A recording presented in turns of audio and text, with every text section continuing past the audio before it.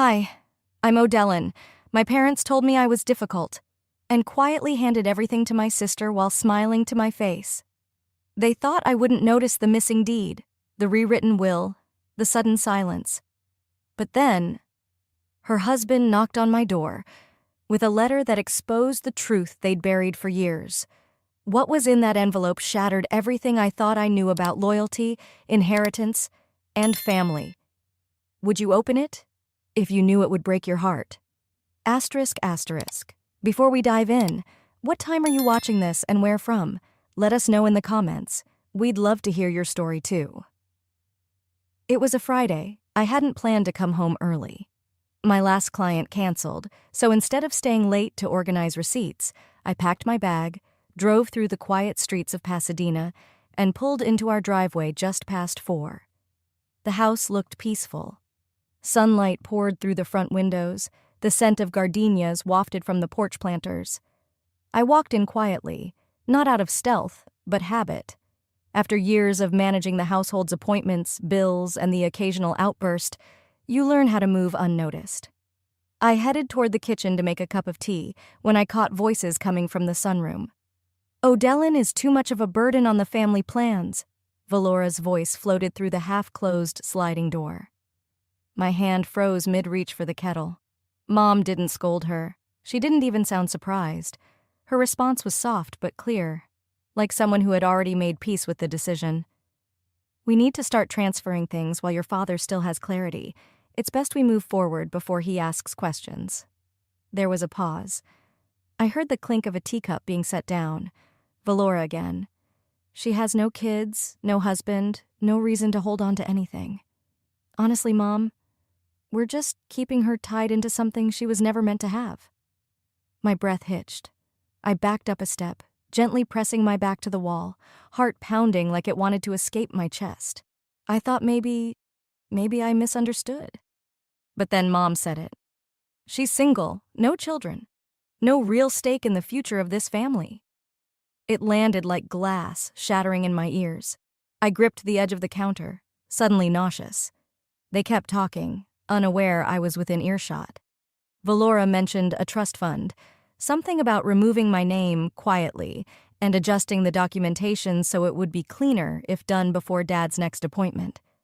Then came the one that sealed it. Mom's voice, gentle and cutting.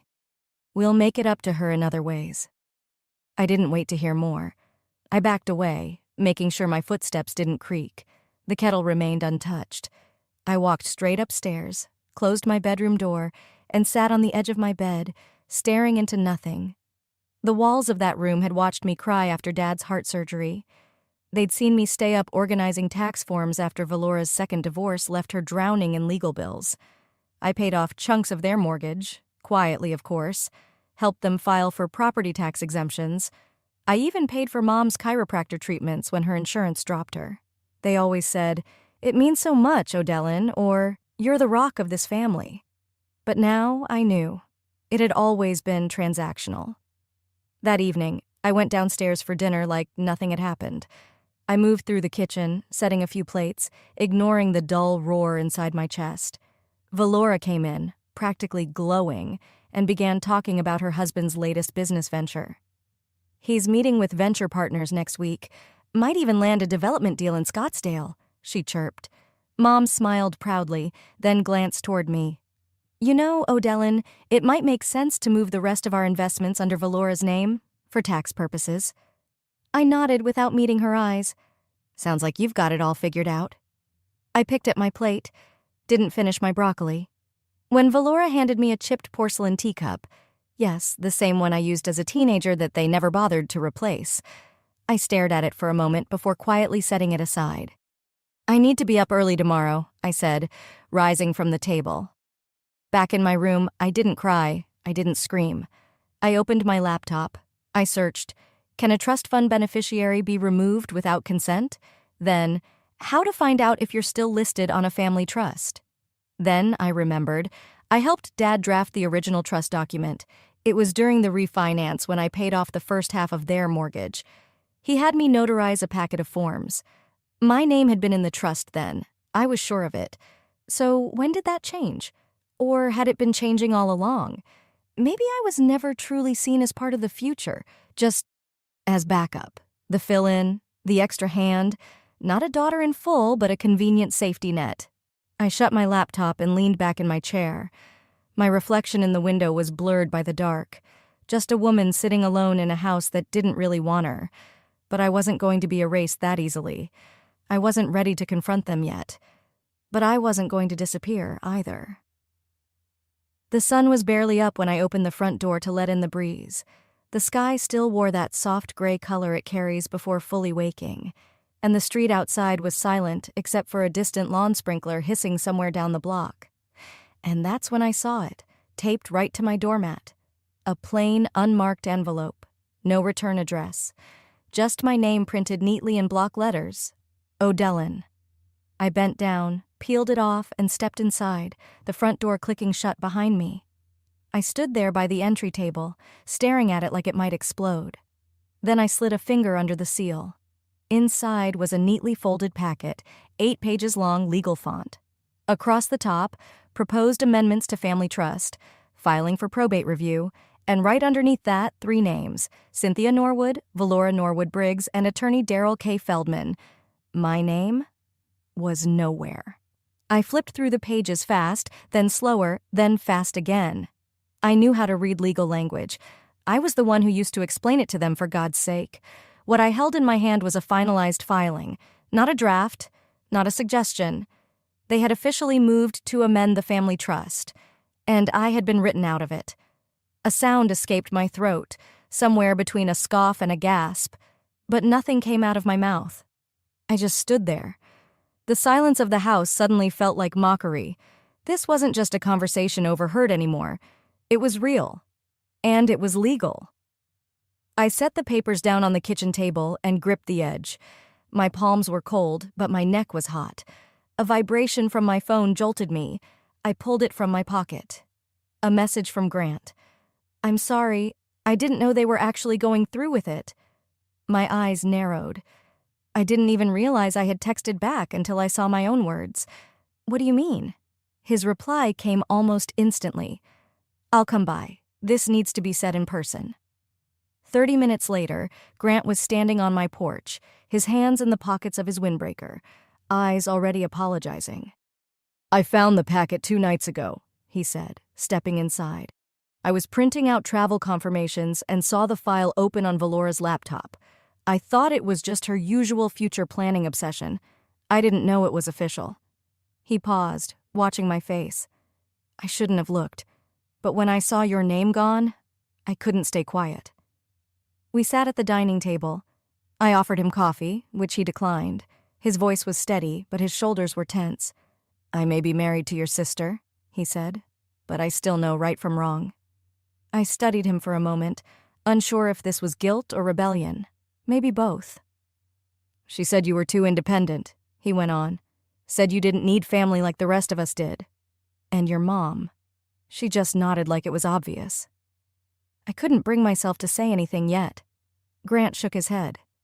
"You're the only one who shows up when your dad's sick, the only one who sits in the ER at 2 in the morning. Valora won't even answer her phone unless the lighting is right for FaceTime." He took a slow breath. "You know, when I first started coming around, I thought maybe it was just a misunderstanding. But then I saw it. The way they dismiss you.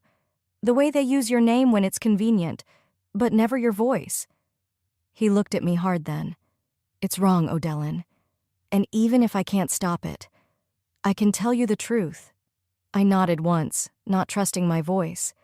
Then he glanced at the chipped teacup sitting by the sink, the one from last night, the one that had followed me from high school to adulthood like a scar no one talked about. "They never let you replace that thing, did they?" he said quietly. "Said it was still perfectly fine. Even when it cut your lip that time." I swallowed hard. That teacup had seen too much. After he left, I stood alone in the quiet again. But it felt different now, like standing in a house that didn't belong to me, even though I had helped build it. I walked to the closet, pulled out an old file box, and opened the folder marked Home Equity Trust 2014. There it was, the original document. My name listed as an initial contributor, in black ink, notarized. $42,000. I remembered the night Dad signed it, hands still shaky from his second stent procedure. He said, "It's yours as much as ours." I flipped through until I found it. Clause 7B. Any major modification of ownership or beneficiary status requires written consent from all initial contributors. My hands were trembling, but not from fear this time, from clarity. They thought I wouldn't notice, that I'd just fade into the background like I always had. They were wrong. The morning after Grant left, I stayed in bed longer than usual. Not because I was tired, my mind had been racing all night, but because getting up meant facing what came next.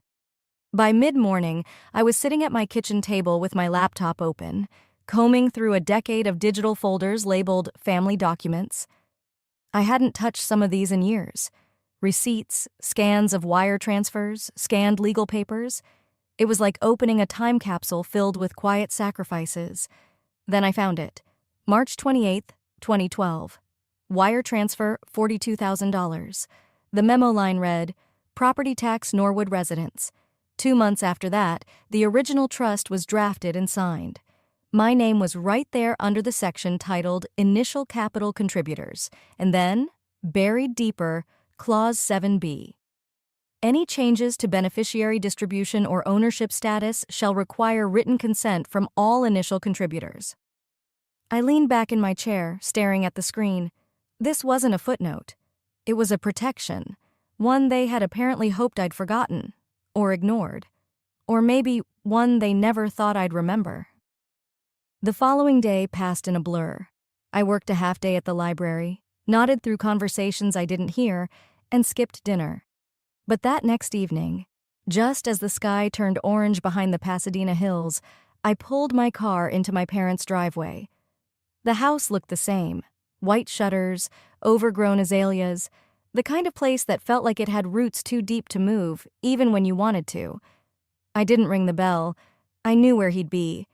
My father spent most of his evenings in the garage, a habit from retirement, one he claimed was therapy without the price tag. As I walked up the side path, I caught the faint smell of solder and WD-40. He was bent over the workbench, fiddling with the guts of an old shortwave radio. "Hey, kid," he said without looking up. I stood in the doorway for a moment, letting the air between us fill with more than the smell of dust and old wires. "I need to ask you something," I said, voice steady. That got his attention. He straightened and turned toward me, wiping his hands on an old cloth. "All right, shoot.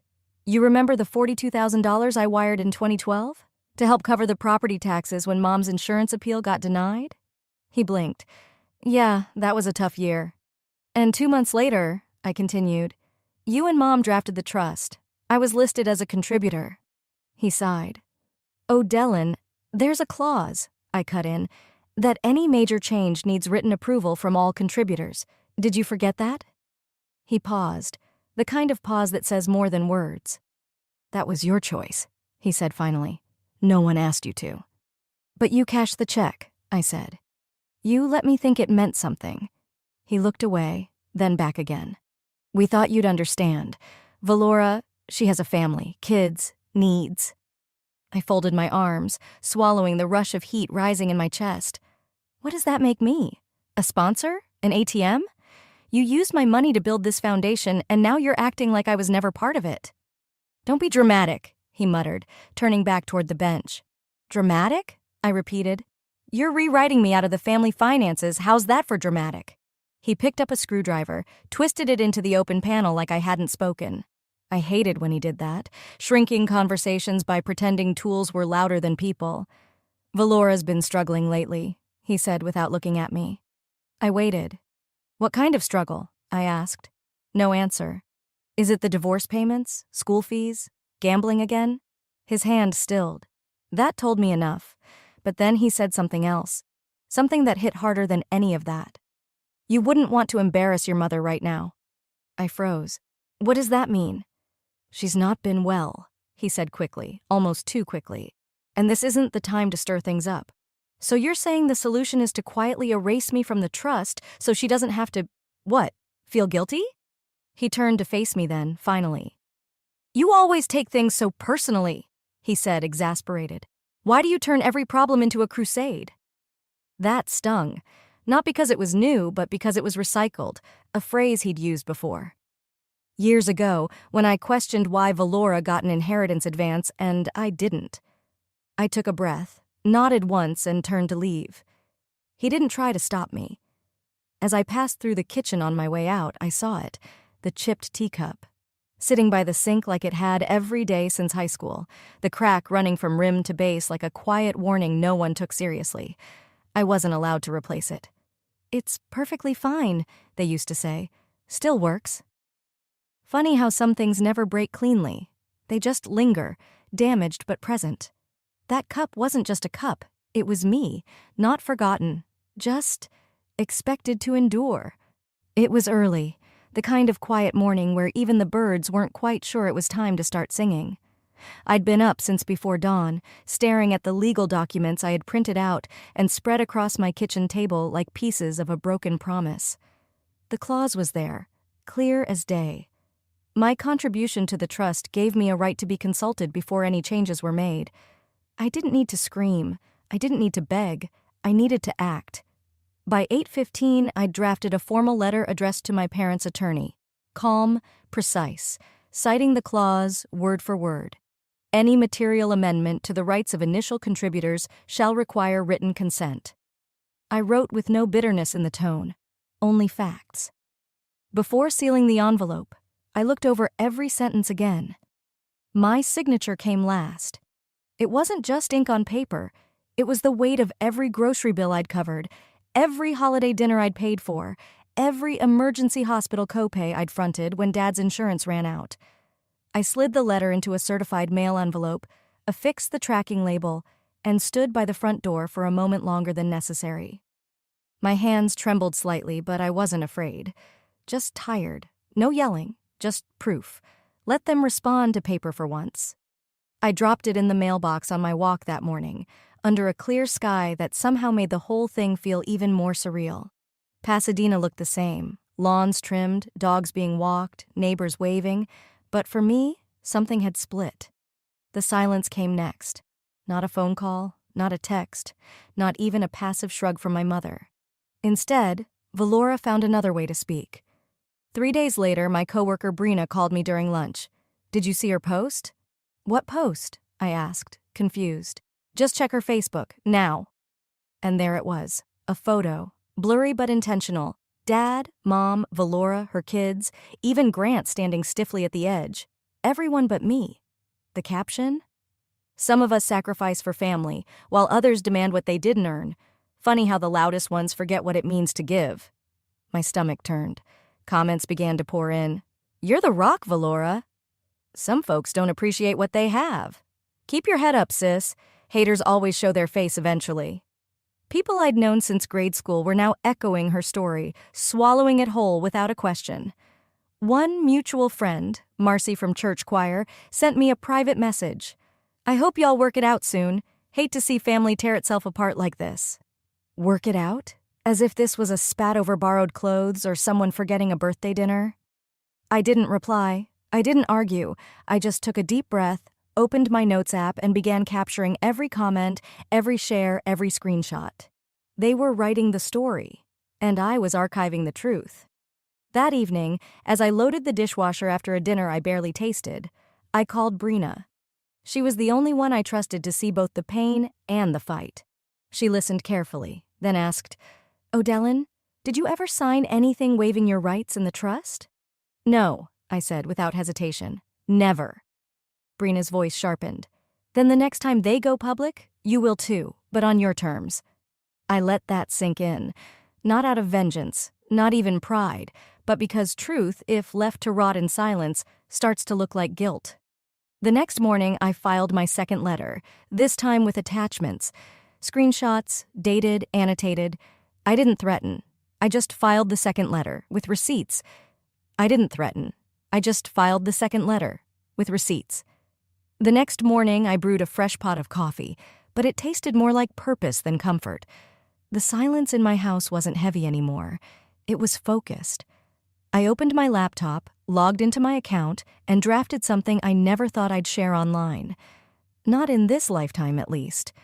It wasn't an emotional rant, no dramatic tone, just a clean, calm post, like I was explaining something at a community board meeting.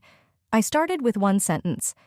Since the narrative is being shaped publicly, I owe it to myself to clarify a few things. Then I attached the PDF of the original trust agreement, highlighting the contributor clause. Below that, a redacted copy of the $42,000 wire transfer from my account in 2012, labeled Home Stabilization Payment. And finally, a picture of our house, taken from my phone the day I wrote that check. The porch steps had been rotting. The roofline sagged like a weary back. I'd spent months after that weekend bringing it back to life. Every paint stroke, every replaced panel, me. I ended with this. Family shouldn't be about what you can extract. I'm not perfect, but I was never a stranger to sacrifice. I read it once more, then hit post, and walked away.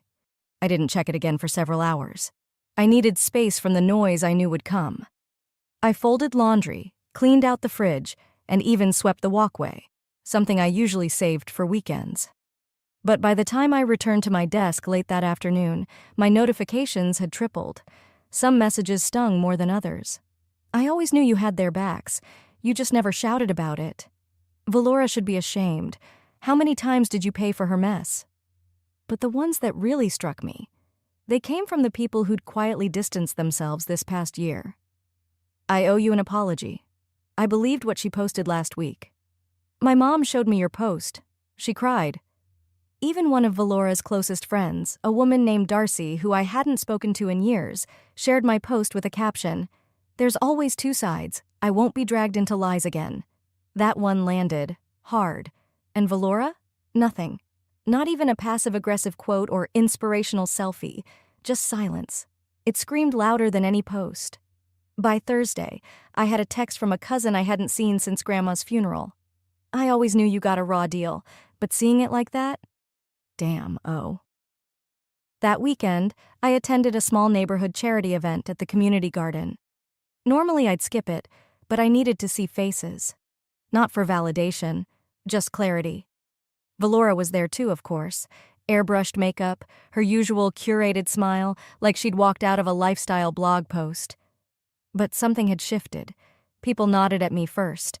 One woman I barely knew handed me a cup of cider and whispered, "We're not blind, O'Dellin. Some of us remember who shows up." I thanked her and kept moving. At the edge of the event space, a small business owner I'd worked with during a city grant project stepped over. "If you ever need a venue," he said, "for anything, reunion, fundraiser, book club, you just call. You've earned that respect." Valora kept her distance. She didn't make eye contact. Her circle looked thinner, smaller. That night, after kicking off my shoes and placing my coat on the back of the kitchen chair, I noticed an envelope waiting by my door, hand-delivered. The family attorney's letterhead was stamped in the corner. It read, "We'd like to invite you to a clarification discussion regarding ownership contributions and trust revisions." There was no apology, no acknowledgement, just carefully chosen legal phrases. But it didn't matter. It was a response, a shift. I folded the paper and smiled to myself. They were poking the quiet one too many times. And now, I was ready. The morning I filed, the Pasadena air was thick with marine fog, the kind that clings to your skin and turns every breath into a quiet weight.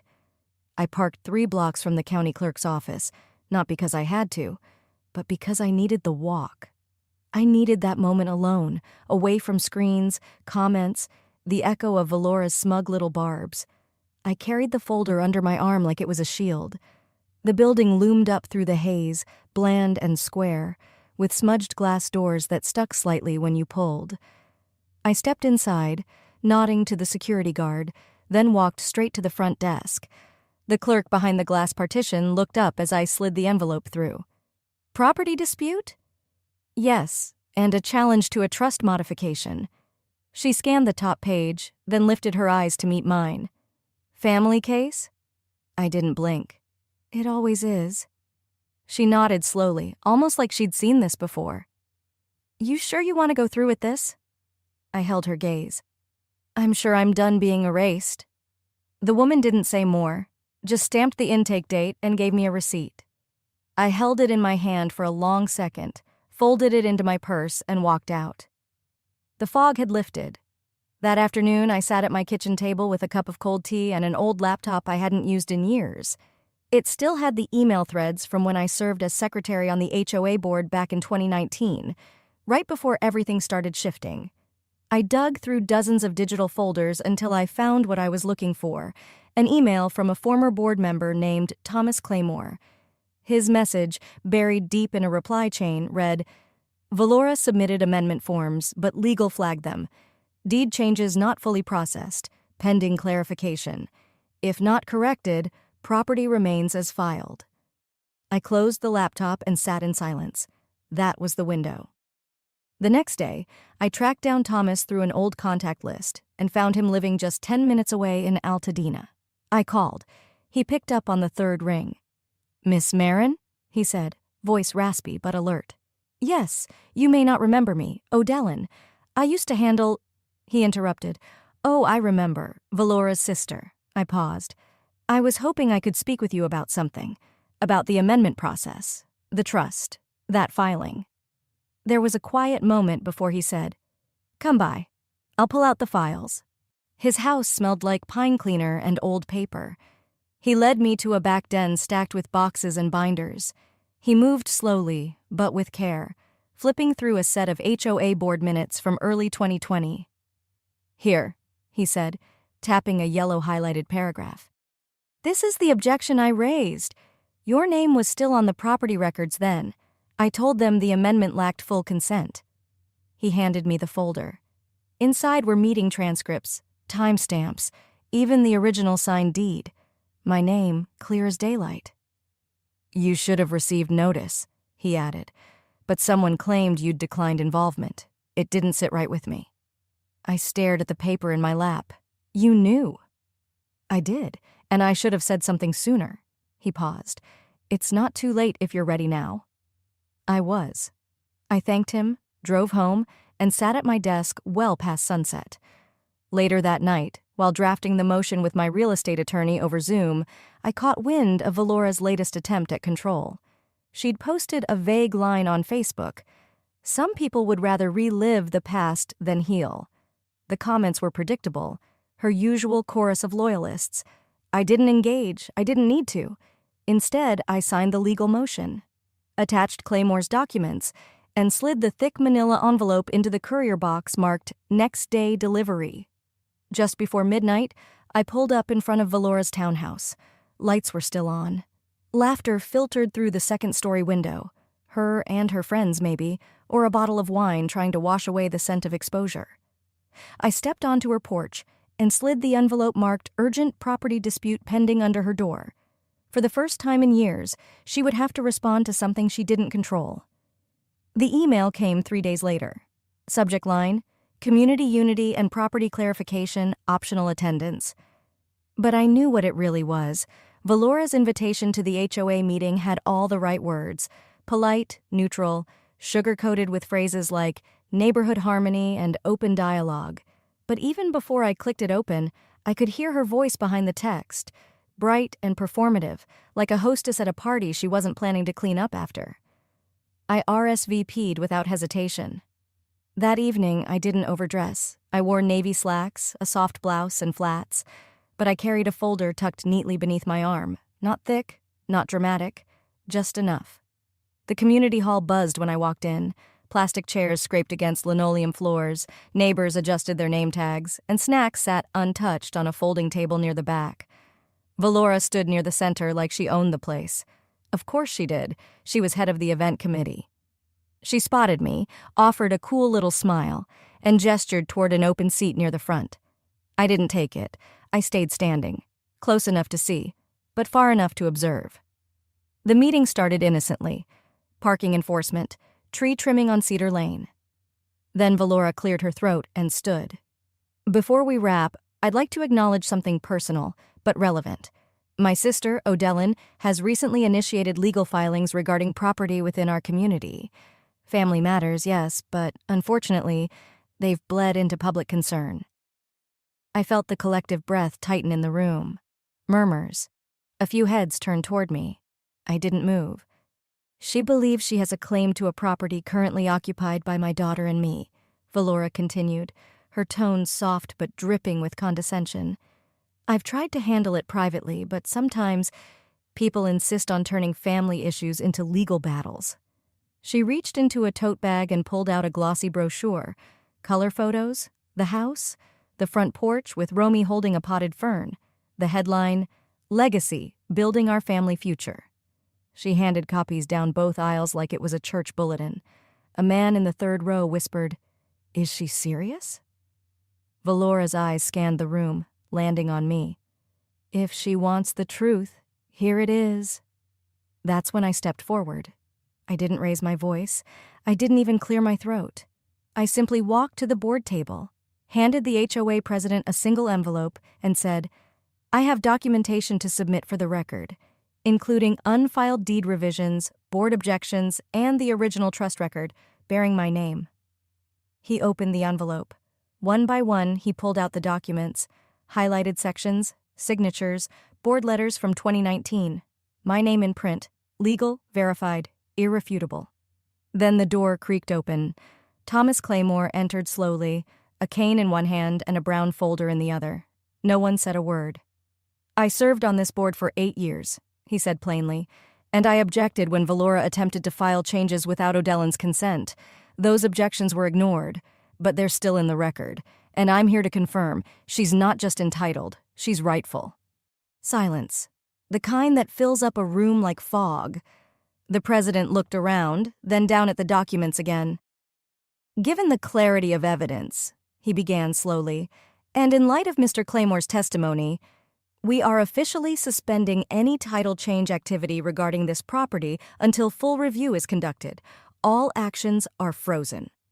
Valora's face turned from composed to unreadable. Her lips twitched. She opened her mouth, then closed it. I didn't gloat. I didn't look away. I just nodded once, folded my hands, and said, "Thank you for your time." I walked out before the applause, or the questions, could start. My pulse was calm, my breath steady. In the lobby, an older woman I'd seen trimming roses down the street reached out and gently touched my arm. "You were always the quiet one, but tonight, you looked just like your mother." I wasn't sure why it hit so deep. Maybe because my mother hadn't said a kind word to me in years.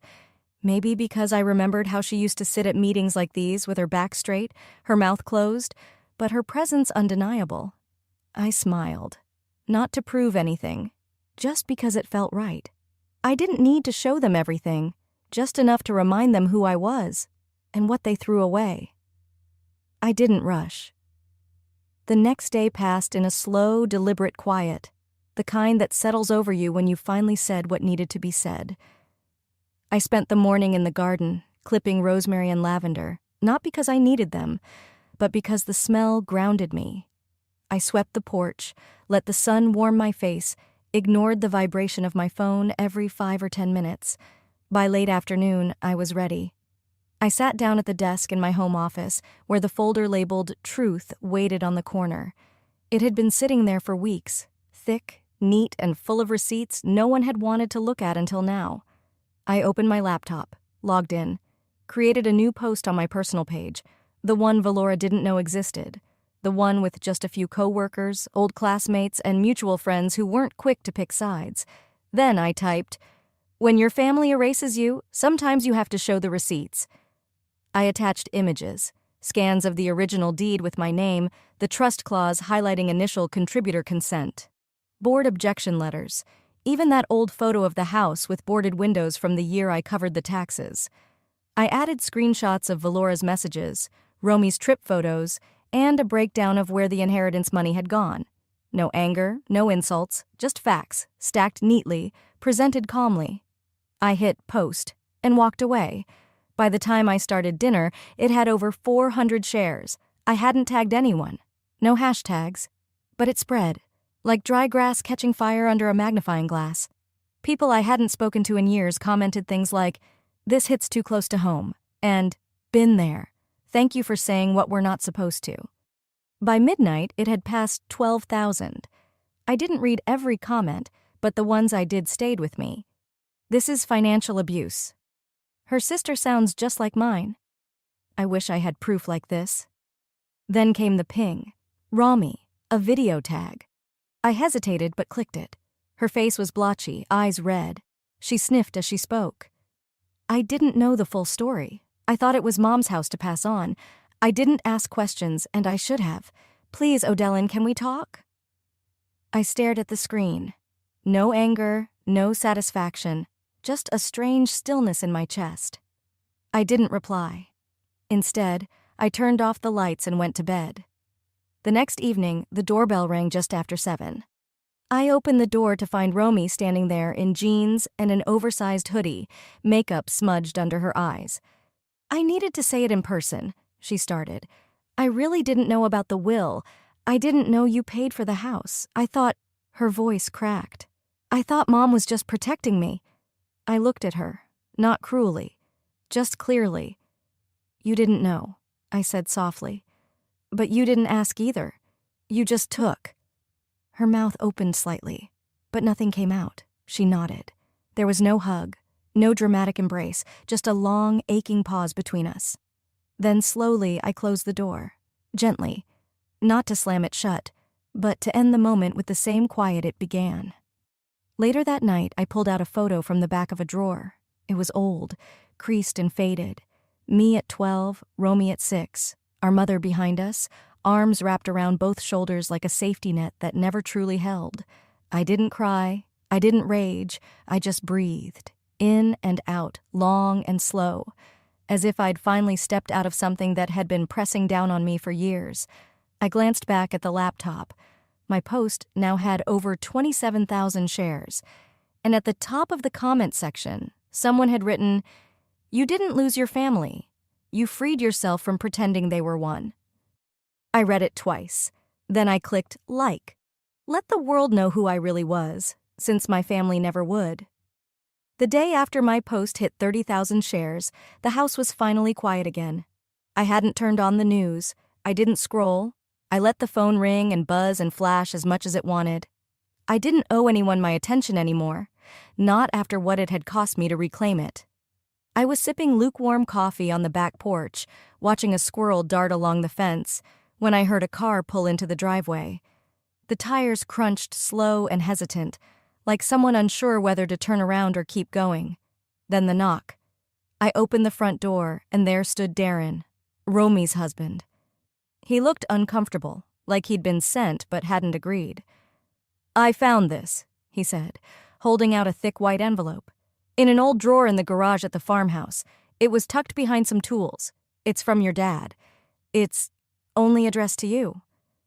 I didn't take it right away. I just stared at the handwriting, familiar, neat, with the slight slant he always had when he was nervous. Finally, I reached out and held it in both hands. "Thanks," I said softly. Darren gave me a faint nod and turned back to his car. No apology, no explanation. But somehow it didn't feel cold. It felt overdue. Back inside, I stood at the counter and sliced it open with the side of my nail. The paper inside was worn and folded tight, creased so many times it felt like it had been opened and closed again and again before ever reaching me. It began plainly. "Odellin, if you're reading this, it means I didn't do what I should have while I was alive." He wrote about the fights I never saw, the tension I'd only sensed, how Valora had been whispering half-truths and guilt-tied debts into his ear for years, how he'd doubted me, not because he believed her, but because it was easier than confronting the mess he'd helped create.